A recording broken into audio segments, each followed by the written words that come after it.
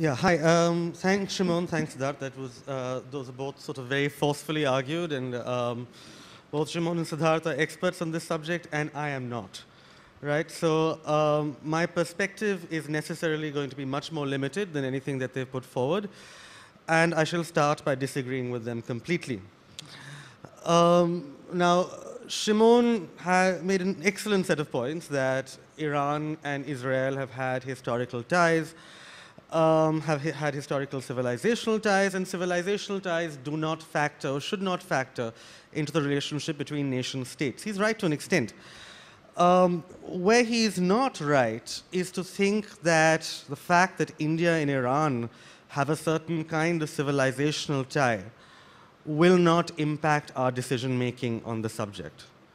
All right, we are not, even the most realist of foreign policy observers have to recognize that the basic stuff of foreign policy in a democracy is how one country feels about another. And in India, in particular, which is a multicultural, multi-ethnic, multi-religious country, we have strands of thinking about countries that need to somehow coalesce into a single foreign policy. In India, we see this all the time, right? Most of the people sitting here may have had at some point some connections with the United States, right? We may want to go there, we may have been there, and that is why we are the single most pro-American country in the world, bar none. Maybe Canada, I don't know. No, probably more than Canada. But in every single major opinion poll, this is the most pro-American country in the world, okay? I think more than Israel. And that being said, if you look at Tamil Nadu, all right, there are people there who have a very clear perspective on what our relationship with Sri Lanka should be. And the way that we form foreign policy in this country, because it is a democracy, because we live in an era where coalitions determine a lot, because this is just how democratic foreign policy making works, our policy towards Sri Lanka is determined to an extent by what people feel about the Sri Lankan government. What people feel about how that state has chosen to treat its Tamil minority. Similarly, our policy towards Iran and towards Israel will be shaped by how some of us feel about those countries emotionally. And that is where civilizational links are very, very important when it comes to determining how nation states talk to each other.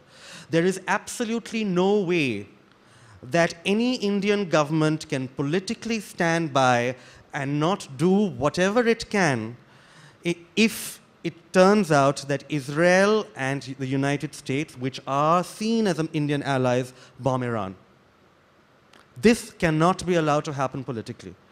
There are enough people for whom it will be seen as an attack on a civilization with which we are close, that it is politically unacceptable. And if you think that if there is any way in which India is special in this respect, you are completely mistaken. The United States policy towards Israel is a policy that harms its interests, seen narrowly. Why is it that nevertheless the United States is Israel's greatest friend? Because there are a lot of people in the United States who feel a civilizational link to Israel. And there is absolutely nothing wrong with that. That is how foreign policy is developed in democracies, and there is no way in which we should at any point think that it is not going to be the case. So while it is very true that India cannot make, perhaps, as of right now, call a Bombay conference and ask Iran and Israel to sit down on some kind of formal level. We can't even manage back-channel talks because we are also an incompetent government. Nevertheless, it is not the case that India can be anything but even-handed in this. All right? Furthermore, even-handedness in this case does not mean that, and here's where I differ with Shimon again, even-handedness does not mean that you're asymmetric and tell both sides to back off. Even-handedness in this case means that you proceed with whatever you feel is in your national interest with both countries while ensuring that they don't go to war. And why is it very important that they don't go to war? Well, by any conceivable analysis of how oil prices will move if there is a war in the Middle East, They might go up to as much as $170 or $180 a barrel. The Indian government pays for our oil. Our taxes pay for our oil imports. We have budgeted for the next year that oil stays at 105 to $110 a barrel. If it goes up to 120 or 125, we run out of money. We run out of money for the National Rural Health Mission. We run out of money for the NREGA. We run out of money for a hell of a lot of things. If it goes up to 160, we are dead. If it goes up to 160, every single airline in this country goes bankrupt. If it goes up to 160, the railways don't run. So if you think that it makes no difference to us that there's a war in the Middle East, you're completely wrong. We are the one country in the world that will be most affected by a price in the spike of oil. The only country in the world right now that will be affected by a price in the spike of oil to this degree. No other country will. China will not. It has alternative sources of energy. Russia will not. It has gas. The United States will not. Gas is at 2 degrees a barrel. Or 2 degrees is at $2 a unit. No other country will. India is the only one that is most invested in this. So it is not an option for India to actually sit back and say, whatever happens in the Middle East, happens in the Middle East. It does not affect us. Right? So, furthermore, what is it that we need to be doing with Iran? You need to be able to ensure that the sanctions that have been put on Iran's oil exports serve the purpose that they are meant to serve. And the purpose that they're meant to serve is to ensure that Iran does not get nuclear weapons. All right? India has signed on to this as a goal for whatever reason. Okay, and if it is a goal that it needs to follow, it needs to, in order to be seen as a responsible member of the international community, it should ensure that it should be seen to help those sanctions work. However, that does not mean that India itself cannot have a rupee trade with Iran. Now, what does this mean? Very simply, Iran is the place from which we get, is our second largest source of oil right now. Okay. Most Indian companies find it very difficult to trade with Iran because the moment that you trade with Iran, the United States and Europe and various other countries that have signed on to more enhanced sanctions will then blacklist whichever company has done the trading.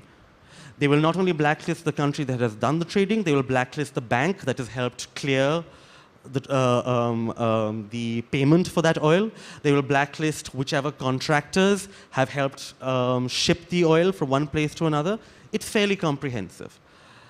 How India gets around this right now is to say that those companies that are doing business with Iran essentially are firewalled away from the rest of the economic system. Those banks that are doing business with Iran or are helping those payments happen are firewalled away from the rest of the economic system, and they pay not in dollars, because if they paid in dollars, they would have to be part of the international system. They pay in rupees.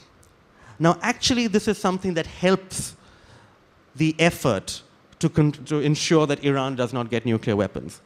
If you're paying a particular country in rupees, rupees don't buy anything in any other country in the world except here. And we are not selling nuclear stuff.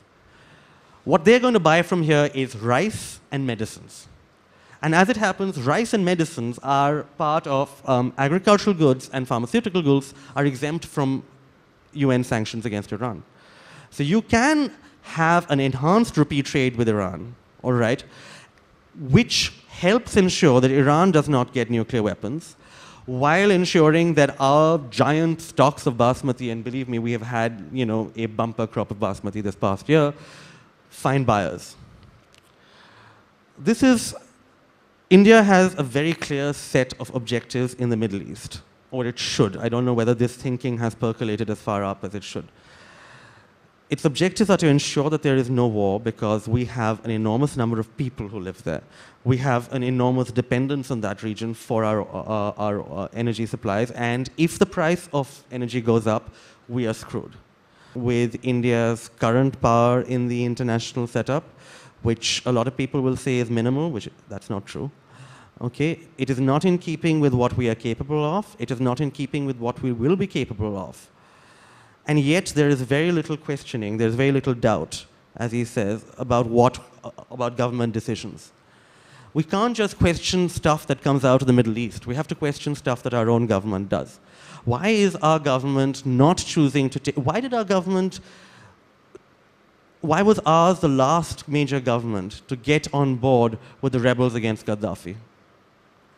Why were we so completely unable to see which way the wind was blowing as to say, okay, yes, this guy is not a friend of ours, or he has been a friend of ours, but we're happy with whatever the Libyan people decide with him. We never did that. All right? We are silent on Syria. We are silent on Bahrain. We are silent on a lot of places where we should be able to take a stand. So it is not the case, in fact, that we are jumping too soon. We are jumping too late. And we are not thinking hard enough, but thinking hard enough does not mean that you take a long time. A final word from the point of view of Iran. They look at the outside world and they see it as fairly uniformly lined up against them. Not just the West, but in the larger Sunni-Shia fighting that has marred the Arab Spring. All right? The biggest loser in the Arab Spring has been Iran and has been Shias. Okay? In Syria, if Assad is eventually is forced to go, which from pretty much any perspective will be a great thing, that nevertheless means that you will have power will devolve to a bunch of people whom we would otherwise categorize as Sunni fundamentalists. Meanwhile, the only country in which there has been a revolt to which we are not paying any attention whatsoever is Bahrain. All right, where there is an almost cookie-cutter example of a people rising up against a problematic government, and yet neither India nor the larger world has bothered to take a stand, because we are concerned that the government in power is Sunni and has links to Saudi Arabia, but the people, by and large, are Shia. And this will help destabilize the Middle East. Now, the Arab Spring is destabilizing. And as far as Iran is concerned, if it appears that the Arab Spring has turned the geostrategic equations in the Middle East completely against them, there is no knowing what they will do. To an extent, what the Arab Spring should have taught the world, including India, is that you do not put additional pressure on the Iranian regime at this point. And yet, in a complete reversal of good sense, they have chosen to ramp up pressure. India, as a responsible member of the community, of the international community, should be in fact arguing that given the turmoil in the Middle East, this is not the opportune moment to put pressure on Iran. There are completely imaginary timescales being handed out to us for when Iran will develop a nuclear weapon, when Iran desperately needs to be bombed before it needs to be weaponized. Even within the robust public debate of Israel, its government's numbers on when this bombing raid should be carried out have been questioned by a large number of people who are within and were former members of its intelligence establishment. All right? You need to look and question as to whether this crisis is something that can be controlled, whether it has been dreamed up almost out of nowhere, and above all, India cannot afford to sit back and say, whatever happens, happens. India needs to be able to play a role at whatever level to ensure that there is no war, because the only country in the world that will be impacted by a war, other than the two protagonists, or the three protagonists, will be India.